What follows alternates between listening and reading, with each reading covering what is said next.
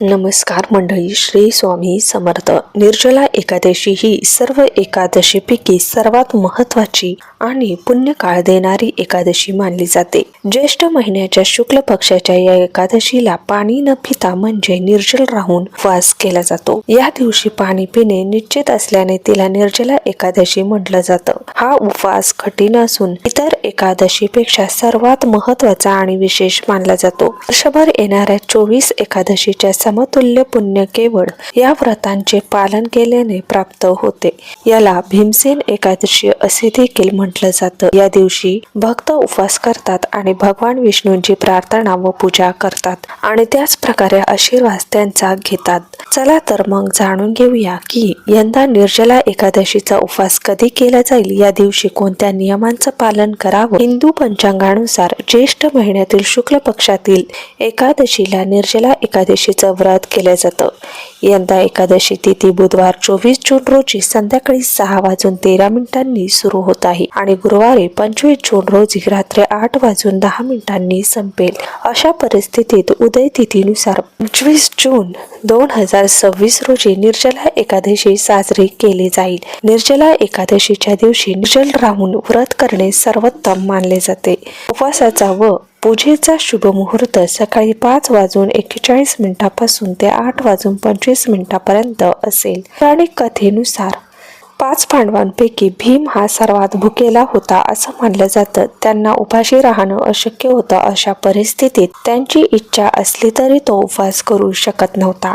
त्यांनी आपली वेदना महर्षी वेदव्यासांना सांगितली. त्यानंतर महर्षींनी भीम यांना ज्येष्ठ महिन्याच्या शुक्ल पक्षाच्या निर्जला एकादशीचा उपवास करण्याचा सल्ला दिला, कारण यामुळे 24 एकादशीच्या उपवासाचे पुण्यकाळ हे प्राप्त होते. त्यामुळे हा दिवस भीमसेन एकादशी म्हणून ओळखला जातो. निर्जला एकादशीच्या दिवशी पाण्याचा थेंबही न घेता म्हणजेच निर्जल राहून उपवास करायचा असतो. हा उपवास जे लोक आयुष्यात पहिल्यांदा सुरू करत आहे त्यांनी केवळ श्रद्धेच्या भरात घाई न करता शास्त्रोक्त नियमांचे पालन करणं गरजेचं आहे. पहिल्यांदा व्रत करण्यासाठी 5 सुवर्ण नियम आहेत. दशमी तिथीपासून सात्विक आहाराचे पालन करावे, म्हणजेच एकादशीचे व्रत करण्याचे 1 दिवस आधी म्हणजे दशमी तिथीच्या रात्रीपासूनच आपल्या आहारावर नियंत्रण ठेवावे. दशमीच्या रात्री हलके आणि सात्विक जेवण घ्यावे. तामसी अन्न म्हणजे कांदा, लसूण, मांसाहार, जड अन्न खाणे टाळावे, जेणेकरून एकादशीच्या दिवशी शरीरात जडपणा जाणवणार नाही. उपवास करणे सोपे जाईल. आचमनाचे नियम आणि पाण्याचा त्याग हा दुसरा नियम आहे. म्हणजेच निर्जला एकादशीच्या सूर्योदयापासून ते दुसऱ्या दिवशी द्वादशी सूर्योदयापर्यंत अन्न आणि पाण्याचा पूर्ण त्याग करावा लागतो. या काळात केवळ पूजा करताना लागलेले आचमन हातावर घेतले, अगदी थोडे पाणी घेण्याची मुभा असते. आचमना व्यतिरिक्त पाण्याचा एक थेंबही हे घशाखाली उतरू नये याची पहिल्यांदा व्रत करणाऱ्यांनी विशेष काळजी घ्यावी. तिसरी गोष्ट म्हणजे मानसिक सात्विकता आणि वादापासून दूर राहावे. उपवास म्हणजे केवळ अन्न पाणी सोडणे नव्हे तर मनावर ताबा मिळवणे होय. या दिवशी कोणाबद्दल मनात वाईट विचार आणू नका. कोणाशीही वादविवाद, खोटे बोलणे टाळा. पहिल्यांदा उपवास करताना भूक आणि तहानेमुळे चिडचिड होऊ शकते. तो संयम राखणे हा या व्रताचा मुख्य गाभा आहे. चौथा नियम असा आहे की भगवान विष्णूंची भक्ती, रात्रीचे जागरण हा दिवस पूर्णपणे भगवान विष्णूच्या उपासनेला समर्पित असावा. ओम नमो भगवते वासुदेवाय या मंत्राचा जप करावा. पहिल्यांदा व्रत करणाऱ्यांनी रात्री शक्यतो झोपणे टाळून विष्णू सहस्रनामाचे पठण, भजन, कीर्तनात वेळ घालवावा.